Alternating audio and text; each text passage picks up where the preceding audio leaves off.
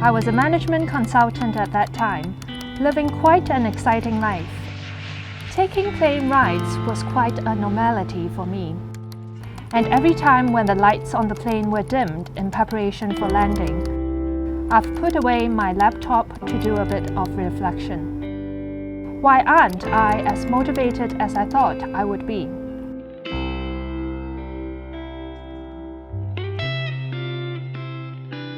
Hi, my name is Angele, graduated in 2014, double majoring in global business and economics. And I now facilitate professional development of Hong Kong secondary school educators. This article that I wrote captured some of the moments in time that made me decide to transition from a career from business to education. It really came out of quite some frustration, I have to say, specifically bringing back to the time where in March 2016, 5 students took their lives, and between 2013 and 2016, the Hong Kong government recorded 71 student suicides. There were 9 student suicide incidents in that one single month. At that time, I was pondering what I should do in my life. It was a bit of a quarter-life crisis. Student suicide incidences, the frustrations I have with the education system, and also my realization that since childhood till that point of time, if I think about what I always were keen on doing, it's always do with something about youth development.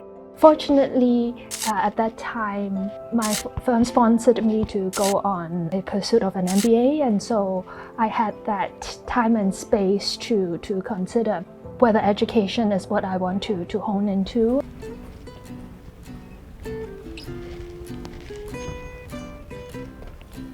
It's like another lifetime, because it's like 17 years ago. I couldn't recognize my own writing and couldn't remember what I said right then. I participated in an Outstanding Student Award competition. I remember back then I was nominated, I believe, by a teacher. Luckily, I got recognized, and so there was this opportunity of capturing a bit of my story and learnings.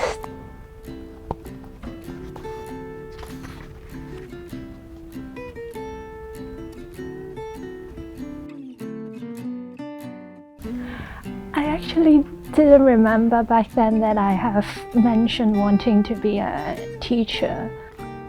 So my choice now, I think it wasn't a conscious decision that I have to continue what I had back then. I think down the road, I perhaps have even forgotten that I have once wanted to be in the education space. I think back when I was in Form 7, doing my A-levels, when I had to make my choice of what university to take. So I think it was more a method of elimination. I chose to study business more because I didn't know what I want. Being a business student is like being more of a generalist, to be able to examine different industries, learn about a wide way of how the world works, how business works, and so that was how I made the choice. We think and act beyond winning ourselves. We hope that more people in the school could be empowered and inspired. And that's why we found the CAT, the case analysis team. It is our aim together. I was really amazed by that structured problem-solving process. I was then given the opportunity to represent UST in international case competitions. I still remember in a competition that I had in Singapore, Unfortunately, we lost in that competition, but then I was with Emily and 3 other of my teammates in a taxi ride, and we were saying, why are the Singapore teams so outstanding? It seems that they really had a well-structured support system. Could we do the same in HKUST? It's not just an opportunity that global business students have, but a wider community of UST business students could have access to. We gain really good results, but I guess what's more important is the learning and growth that was enabled through these experiences.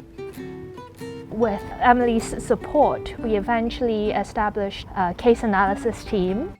Very fortunate that I got to meet her and learn from her. She was like a mentor and friend to me, and so back when I was having that stage of quarter-life crisis, I just wanted someone to talk to, and so I actively reached out and said, could we have a chat? She shared very candidly her own personal experiences, how she made her career decisions.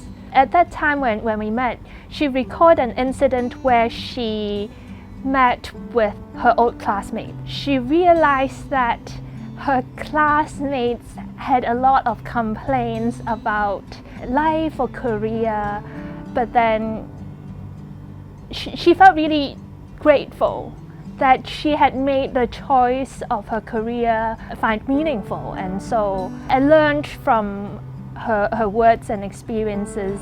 That was why she was that influential for me.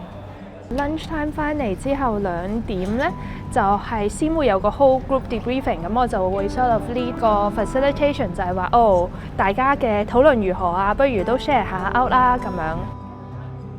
Why I decided to serve in Catalyst Education Lab is I feel that the schooling environment is where young people spend a considerable time in.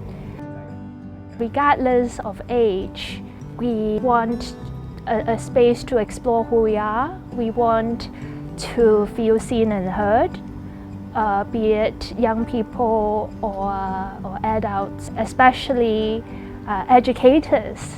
It's great to finally be here together to spend this one day to learn and support each other. We will be diving into the exhibition board sharing. I see that many of you have put in a lot of efforts in creating those boards. I would describe my role as being a thought partner for educators. We want to create that space where educators and principals can come together to share their challenges and have the opportunity to consider where they could learn from each other. It could be thinking about how to bring project-based learning into the curriculum. It could be about further cultivating well-being among teachers and students. In recent years, it's really about rethinking how education leaders could work together to further support the sector development. I wonder, anyone has this reflection on how can this emotion help you? Anyone wants to share how you're thinking of this?